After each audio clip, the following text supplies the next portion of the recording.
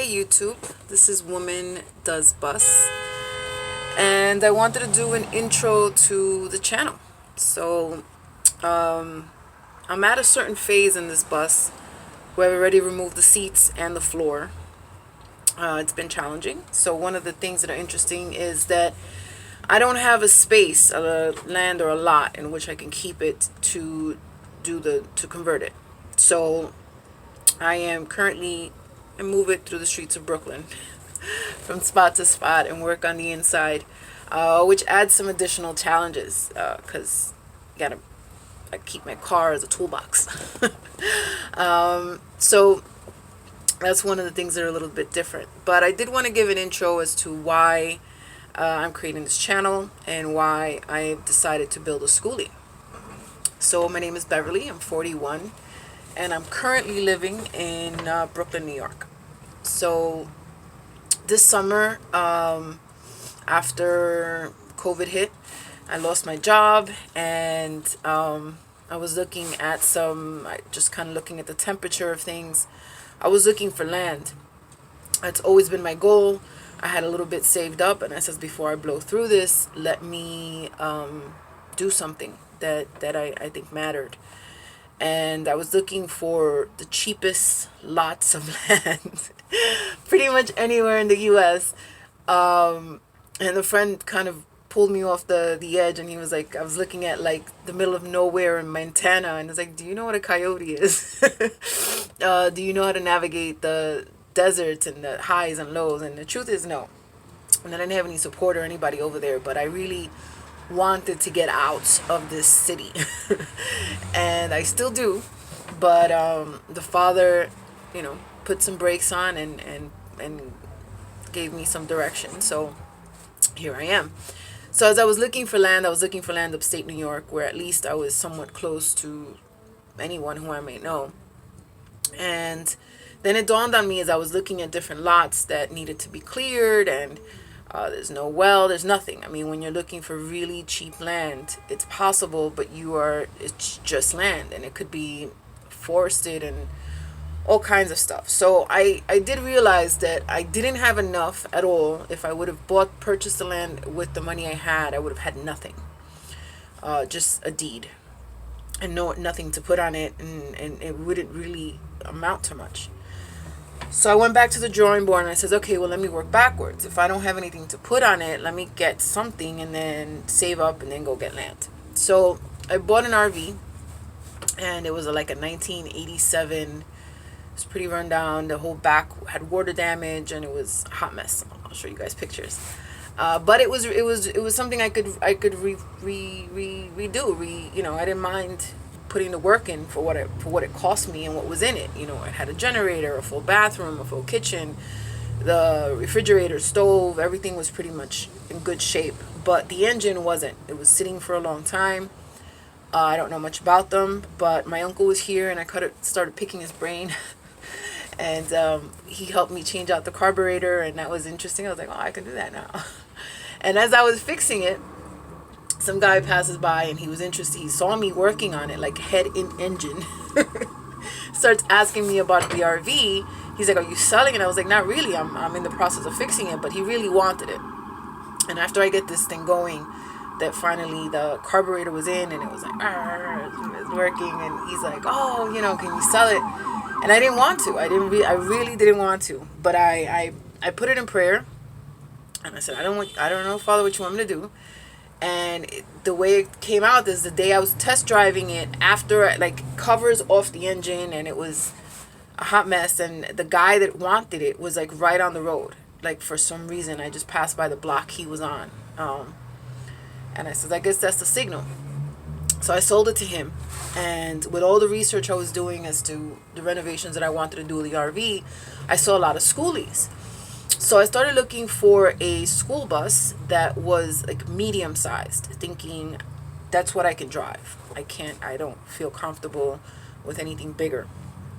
But as I kept on going to look at school buses, somebody convinced me that if I can drive a 25-foot or 30-foot truck or bus, then if I can drive the RV, then I can drive a school bus.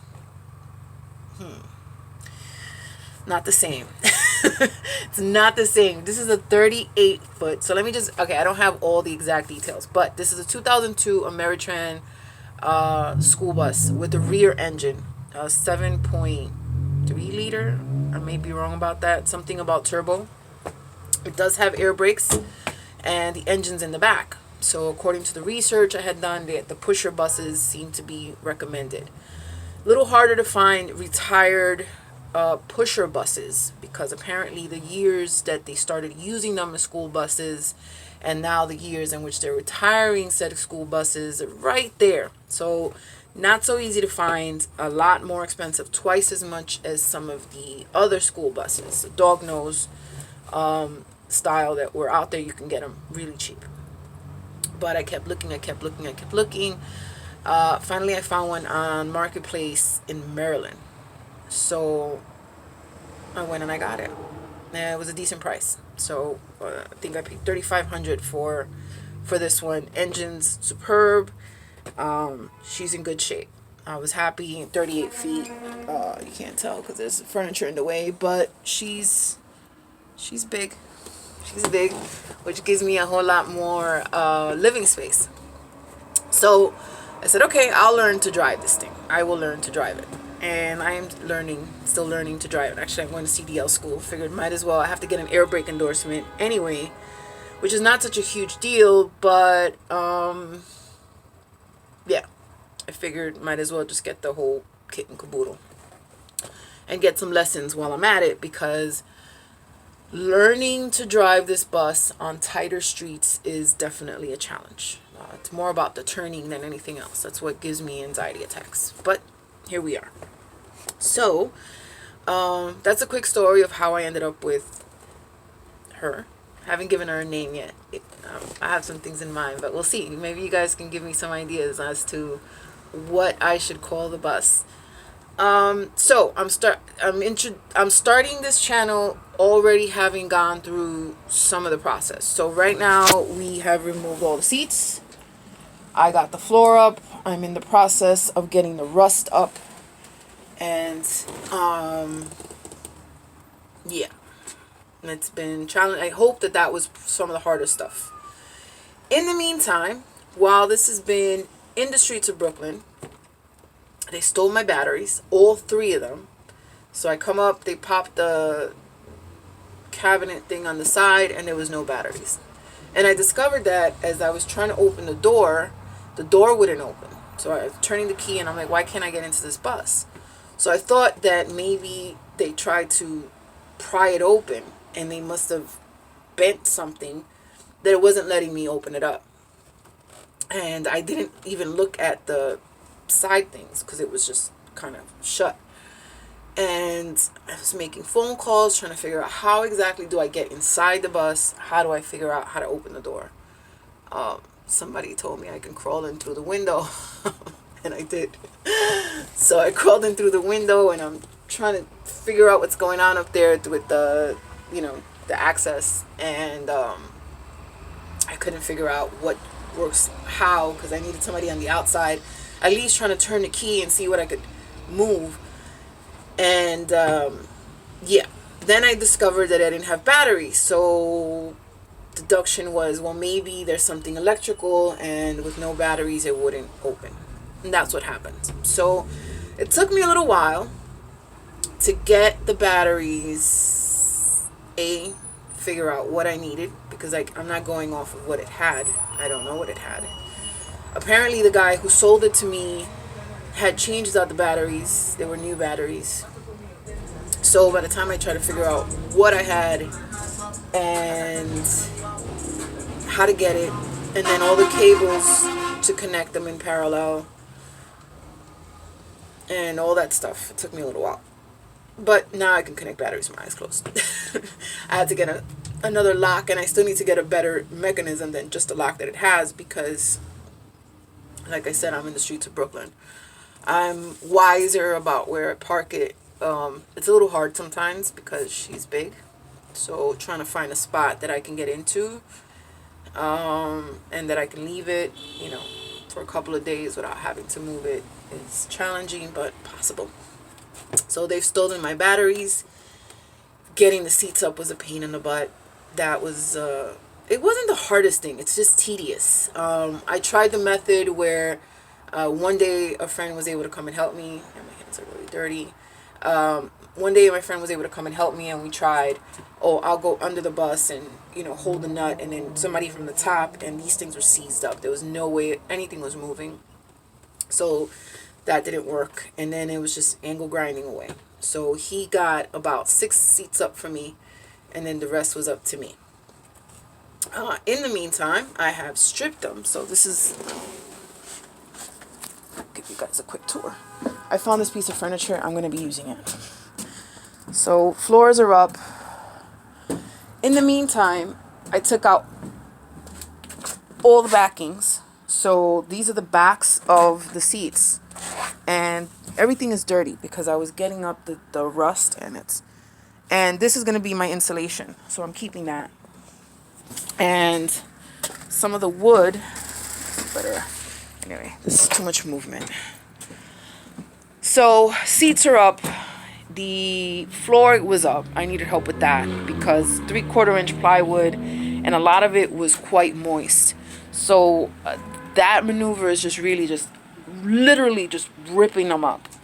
And I didn't have the strength for that. I mean, I tried. I could not. I was tapping out, and I needed some man strength. So Jeff came and helped me get that done, and praise the Most High because I was so happy about that. We got the floors up. So now I'm attacking the rust. I have a video I'll be putting up of some of the angle grinder tips. But in conclusion, after that, I was so dirty, so filthy, everything. Look, my hands are, and I cleaned yesterday. I came in to just vacuum because it was just out of control. And still, everything that I touch, that was just from the steering wheel, is filthy. So I'm gonna try chemicals. I didn't want to try chemicals because I would have needed water. And like I said, I'm not exactly attached to a house. So everything that has to happen here, every tool has to leave, generator has to leave. And it's a lot of work, man. So I didn't want to have to go chemical, but I think I am because the amount of soot that came up from grinding off the rust, which wasn't that bad, but the soot was just out of control. Like, it's everywhere. And I only got through 1/3 of the floor. Like, 1/3. I still have to do all of that. And that is bananas. So some of these videos are going to be choppy. They're not going to be beautifully edited. I don't have the time for that. I started late. This has been challenging for me. I haven't I don't know. It's just been like putting up a camera, recording, I'm focused on the thing. But I was having a conversation with some brothers from my congregation, and we were talking about how things are getting, how a lot of people are homeless, how and it's a bit that I'm out of touch with, but a lot of these people do work social works and certain kind of environments where they're seeing firsthand just how affected people are. And some of it came down to like, so what can we do? What could each one of us do? And I know it's in my heart. It was in my heart before. It's like, I know I can help by even just giving a little bit of inspiration. If I can do it, a grown man should be able to do it. Straight up. I want to share some of the tips and tricks that I'm finding. I'm extremely frugal, a bit creative on how cheap or how to cut some corners on this build. Definitely don't cut the corners on. Get that floor up. That wood was really wet.